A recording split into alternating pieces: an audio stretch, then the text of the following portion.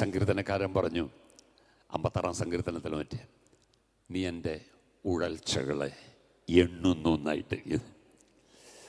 Hallelujah. നീ എൻ്റെ ഉഴൽച്ചകളെ എണ്ണുന്നു. 56-ാം സങ്കീർത്തനത്തിന്റെ 8-ാം വാക്യം. നീ എൻ്റെ ഉഴൽച്ചകളെ എണ്ണുന്നു. ഇംഗ്ലീഷില്ല അല്ലേ? നീ എൻ്റെ ഉഴൽച്ചകളെ എണ്ണുന്നു. My wanderings. ഞാൻ അലഞ്ഞു തിരിയുന്ന ആലോചിച്ച് നോക്കി.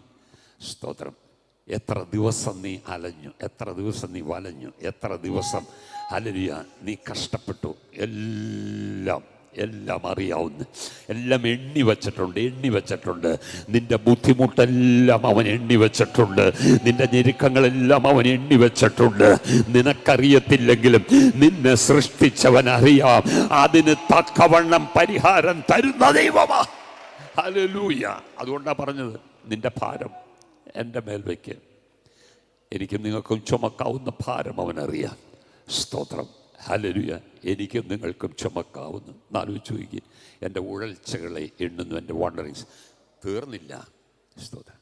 ദൈവത്തിൻ്റെ കയ്യിൽ ഒരു പുസ്തകം തന്നെയുണ്ട് എന്നെക്കുറിച്ച് എഴുതാൻ, നിങ്ങളെക്കുറിച്ച് എഴുതാൻ.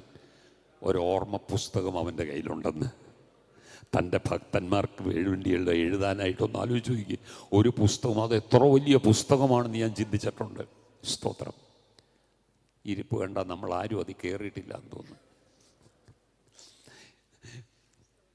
എന്നോട് ചോദിച്ചാൽ ഞാൻ പറയും 39 വർഷത്തെ ഒത്തിരി കാര്യങ്ങൾ എഴുതി വച്ചിട്ടുണ്ട് അതിനകത്ത്. കാരണം അത്രയും ആത്മീയ ജീവിതത്തിൽ അത്രയും പോരാട്ടങ്ങൾ വന്നു. പക്ഷെ തിരിച്ച് നമുക്ക് പോരാടാൻ പറ്റത്തില്ല. അപ്പോൾ എന്തു ചെയ്യും?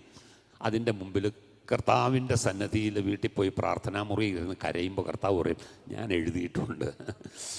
എഴുതിയിട്ടുണ്ടെന്ന്. സ്തോത്രം. മനസ്സിലായോ? ബാക്കി കാര്യം അതിൻ്റെ അർത്ഥം എന്നാന്ന് വെച്ചാൽ ബാക്കി കാര്യം ഞാൻ നോക്കിക്കോളാം എന്ന്.